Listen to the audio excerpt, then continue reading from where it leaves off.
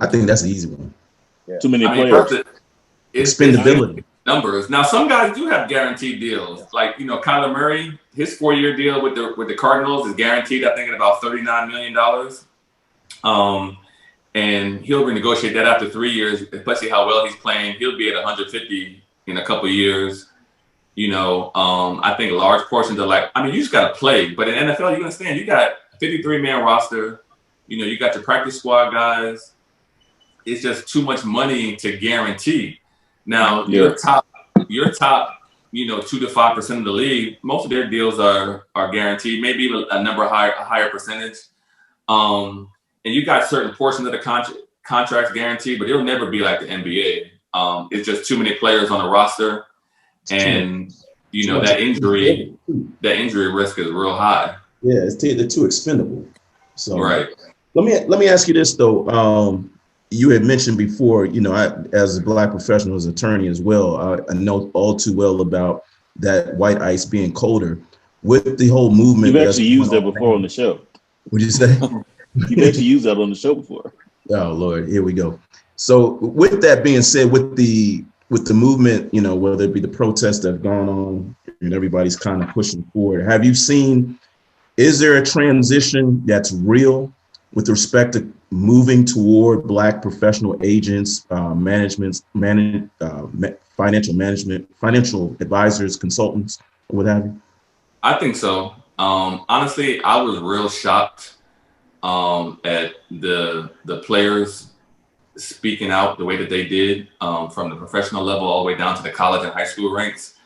You got to understand, in the past, these guys were so scared to say anything, right, because, these leagues have in their mind that their target demographic in this country is basically that whole Trump MAGA crowd. The MAGA crowd. They've tried to, play to them, and tell a lot of stuff was going on behind the scenes, telling guys not to say anything, and then kids were just scared, that they were going to lose their scholarship, that they weren't going to have a shot to get to the league if they expressed themselves. And I think the George Floyd killing just kind of, sparked something in a lot of these kids where they took a stand, and a lot of those kids put a lot on the line that they wouldn't have done in the past, and NBA guys too. And I think when you have somebody like LeBron James stepping out there the way he does, and he gives a lot of cover to a lot of the pro guys to do it. And in turn, those pro guys give these college guys the confidence to do it themselves. And that's the group that really impressed me. You had a lot of college players stepping out there, walking out of practice, trying to come together to form coalitions to get, greater student rights for Black students. It was real big. And in the past, that would have never happened. So I think that there is a turning point. And I think that will carry over into the want of representation in all various different forms of people that look like them. Because one of the things that I say, and when I meet with players and parents, is you want somebody that understands the community that you come from. Because as I spoke about earlier, generational wealth, we want to build that, but we also want to reinvest in our communities, whether it be through real estate or businesses, to build those communities. There's nothing like being able to go back to where you're from, reinvest, where it's a situation where you're earning revenue, but you're also uplifting your community. And a lot of people, at these larger white firms, they don't understand that. Right. I've been trying to tell these guys that all throughout the whole pandemic, man. They don't. All right. So, Damien, with that said, what are your thoughts about encouraging the kids, these quote unquote sought after players, athletes, encouraging them to go to HBCUs? Yeah, we about to have a whole fucking episode now. As an HBCU grad, I just want to know your thoughts. I love Morehouse. I think it would be great, but before that happens, the HBCUs need to step up their game in terms of making themselves attractive to these players in the form of the services that they offer. Gotcha. Now, obviously, facilities are huge, and that would be great. But even if you started with, you know, when you go and like I said, I've been through the recruiting process with my oldest son. I probably went on visits to 25 Power 5 programs with him. We went to a couple of HBCUs, and even if I take away the locker rooms, the weight rooms, the stadiums, all of these programs, their academic advisory services are crazy. Mm-hmm. You know, the number of tutors that they have available for them, the resources they have available to them to be great students is off the charts. Mm-hmm. And they don't even have that at the HBCUs. I mean, so like I said, and that's most schools will tell you to just go to class. Yeah, and that's not even talking about facilities. So if you want to compete with these PWIs, then you've got to have a concerted effort to invest in these programs. And I think it makes sense because you look at programs like University of Texas. I mean, they're bringing in like $110 million a year. It's just the mindset has got to change. I mean, I represented the last player drafted out of Morehouse. You know, we went back. Actually, you know, not this homecoming 2 years ago. Me and him went into the AD's office and like, look, man, you got this kid. He graduated from Morehouse. He got drafted in the 5th round to the Ravens. He won a Super Bowl ring. He was starting the year they went to the Super Bowl. And y'all don't involve him in anything going on with the football team. You don't use him in recruiting. Mm. I mean, Morehouse football team, you've got, you know, my son, Eddie Wingfield's son, Charles Elliott's son. I mean, I know at least 10 Morehouse grads that have sons playing college football that never even got an offer from Morehouse. Mm. You know, and I'm talking about, you know, Lester Ben's son is a starting safety at Yale. I mean, you got it's a really bad mindset where I feel like if somebody got in there and actually was dedicated to building the program, like Morehouse could definitely compete. Like Morehouse could get to the SWAC, which is D1, and compete. And, you know, if it ever got the dollars behind it, I mean, I think that they could eventually one day move to the FBS ranks, because you imagine bringing recruits in homecoming weekend, you know? Oh, man, I would love to see that day. You had a killer stadium. You had nice facilities. You had the Morehouse mystique, everything that goes with that. And you were playing at a high level. I mean, nobody would be able to match that. What's so ironic about that, my folks are from Texas too, outside of Houston. And Prairie View was like the most losingest football program in the nation. Right. I mean, they had one football game. It's in Waller, Texas. What the fuck, man? It's in Waller, Texas. Well, I'm just saying, my point is that they have done all that after becoming like basically coming from the bottom of the basement in the SWAC. Right. You know, which is that proves that it can be done. It can be done. It can be done.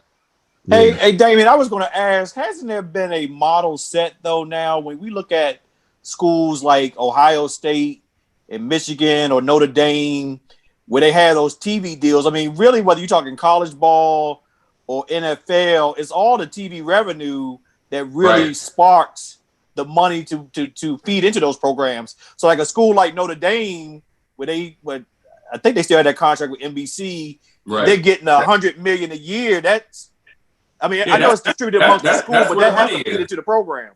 Like the SEC teams, they get like $80 million a year from the SEC network. But that's why I said build up the SWAC. You have FAM and I think Bethune-Cookman moving into the SWAC next season. Build up the SWAC. Why can't Morehouse get into the SWAC and then? Hold on, dog. Hold on. I just thought of some shit. We need to create the nigger Ivy League. You know what I'm saying? We need to do Morehouse, Howard, Hampton, like all the fucking elite black colleges. We need to put a fucking league together and then compete with the fucking SWAC. You're an elitist, man. Yeah. Well, my thing was if you build up the SWAC, right? Yeah. You got, I don't know how many teams are in the SWAC right now, but let's say it's like an East and West, like the SEC. Yeah. And okay. You package the deal to ESPN initially. I mean, because I had thought through this whole thing through, and you do like, look, we're doing Black College Game Day Live. Imagine like what they do with College Football Game Live. but you did it every year. You start off the season at at the Atlanta Classic with what FAMU and Southern, Texas, FAMU and TSU. Yeah, and then you're literally doing college game day, but from homecoming or classics every other week. You did maybe like Morehouse homecoming, Howard homecoming. Yeah. You bringing people to perform. You have some old, some retired NFL players hosting this set, and you're going out there interviewing people. You got cameras in the crowd at homecoming, and then you're showing the game with the bands. That's good TV. You start small. You get to the point where you can give like each school like $3 million, and then just build from there. Dog, hold on. Real talk. I think we got the fucking capability within, just like what Vern Perry said in the 94 meetings. Vern Perry said, look here, within this room, whatever we need to get done, no matter what the fuck it is, we can do it right here, right? We got the capability to pull some shit like that off. We know around the Morehouse Nation, we know motherfuckers that can put us in them fucking rooms, man, and have these conversations. You know what I'm saying? They're like, this shit is like, this ain't where I thought we was going with this conversation, but this shit is great. Yeah, no, I've thought about this because look, my son would love to go to HBCU. And I'm going to go in reverse because what we had just talked about in terms of NFL guys, we talked about how the NFL guys don't make a lot of money, and we were talking about how they couldn't necessarily protest because they live check to check. The Broncos this past week had every one of their quarterbacks out of the fucking game because of COVID exposure, either a COVID positive test or COVID exposure, contact tracing. And even with all of that, they decided to not even reach out to my man, Colin Kapernick, who had to be better than a dude who was sacking groceries last week. They pulled off, I don't even know if he came from the practice squad, but they pulled this dude who was a wide receiver out to be the quarterback. And it was an absolutely abysmal showing. Now, I applaud the brother. He did the best he could do. But I guess my fucking question is, I'm going to pose around the horn. Dude, what is wrong with Colin Kaepernick? He can't get a fucking sniff, even in the most dire of situations. What in the hell?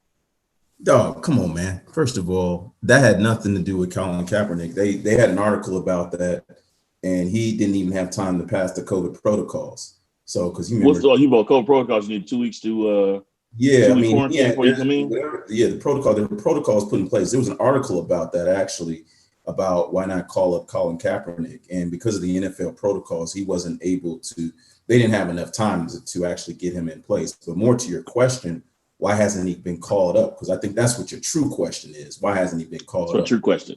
What's wrong with him, man? Yeah, and I told you guys my thoughts on that is, I think that he has not, given the fact that he had was given an opportunity to try out, and he kind of changed the whole deal where they told him we're going to have a tryout, I believe at Falcon Stadium or somewhere, and he changed it up to a high school place. He probably went to Duluth High School. Yeah, to a high school. I mean, there was an opportunity there, but that ordeal right there kind of just showed me that he just wanted to do what he wanted to do, and I'm fine with that. He didn't want to. He was like, I think he's pretty much like, fuck the NFL at this point. And I personally don't think he wants to play, and given what Dame said earlier was, folks are kind of scared of rattling shoes and saying something. I don't think he cares anymore. And I think that situation kind of showed it. He was like, you come on my terms. I want to go have my tryout over in the high school 60 miles away. And if you can't do it, whatever, I'll do the high school tryout anyway. And he knew nobody's going to show up the way he was doing it. So I just don't think he cares. That's my deal. Let's hear from the insider. Well, so basically, the whole thing with the tryout, I'm going to address that part first, is you got to understand that these owners, they're all billionaires, and they're not used to losing. And Kaepernick has beat them in not only the court system, but also the court of public opinion, so to speak. And because what happened was they asked him to sign a waiver at the last minute Now, you all know about waivers. They're basically done to absolve the facility, whoever's putting on anybody who has any attachment to what's going on, absolving them of any liability should you get hurt in what you're doing. They tried to slide in a phrase in the waiver saying that he could not sue them anymore on issues completely unrelated to that workout. This was going back to his initial case of collusion. And they tried to put in that waiver a phrase basically absolving, taking away his right to pursue further lawsuits against the league for collusion, which they had already settled. But he also had the opportunity to refile that lawsuit should the collusion continue. So that's why he didn't sign the waiver and move to work out somewhere else, because he wanted to take control of it. But yeah, Colin is very empowered right now. I mean, he's getting, not only did he get his NFL settlement, he's getting 7 figures from Nike for what he does with them. If you notice, anytime he puts something in the marketplace for Nike, that shit is sold out in less than 5 minutes. So he's definitely empowered, but he wants to play. I think over the last 6 months has shown that he's not going to get a shot just because, these guys, they're very ego driven. And you mean the owners? Yeah, they're not going to commit. Okay, well, let me ask you this, because we've seen NFL owners pick up fucking literal murderers, rapists. Goddamn, I mean, NFL owners are some craven individuals. They'll play any goddamn body. That's charity. Huh? That's charity. Yeah, it's charity. No. What I'm saying is they will sign any motherfucker that can help them win. But so they won't sign a strong black man who stands up for his shit. No, dog, I gotta think that there's gotta be something inherently wrong with their brother that they won't sign him, because NFL owners ain't got no fucking chance. No. They are so, what we talked about earlier, that MAGA influence, they feel as though they can't put his ass out there. They'll lose a large percentage of their fan base, which is not true though. But you got to understand, you've got most NFL owners contributed 7 figures to Trump's inauguration back in 2016. Mm-hmm. You know what I'm saying? Johnson, the boy from the Jets, was the chair of the fucking shit. Right. I mean, those guys are big time Trump supporters. That's why we need some black ownership in the NFL, because across the board, I would say 95% of the NFL owners, GMs are Trump supporters. They're MAGA themselves. Right. So they're bringing they're like, we don't want this in the league. Empowered black man. They don't want a dude that's talking shit and throwing the finger at them. And then what I'm about that is that the NFL owners have to vote you in. You know what I'm saying? Mm-hmm. The only progressive NFL owner that I know of that's even slightly progressive is the guy from Jacksonville. But I think you said, Damien, something that's interesting though, which gets back to their egos, man. And I don't think a lot of people view that the NFL owners feel beaten when, in fact, like you said, I mean, he really did beat them. You know what I mean? With the settlements and the fact that he's still empowered to have a voice and stay out there. You understand? NFL never settles. Right. Never. And they settled that because right. Had the receipts that he had come out, they'd have been in trouble. Yeah. Right. Yeah. They'd have been not only that, you got public opinion going against them as well. I don't even think the NFL settled with the dudes where they put that little dudes. It was getting all those concussions, and they had the concussion case. They settled, but it was something real minuscule. I mean, but I think what we say gets back to why he's not in the league, because again, he did take the settlement. And those guys are going to allow him to come back in the league. They'll put up every roadblock there is to prevent him from getting back in the league. I mean, the ego of a billionaire is out of this world. I mean, if you ever sit down in a conversation with a billionaire, they talk different. Yeah.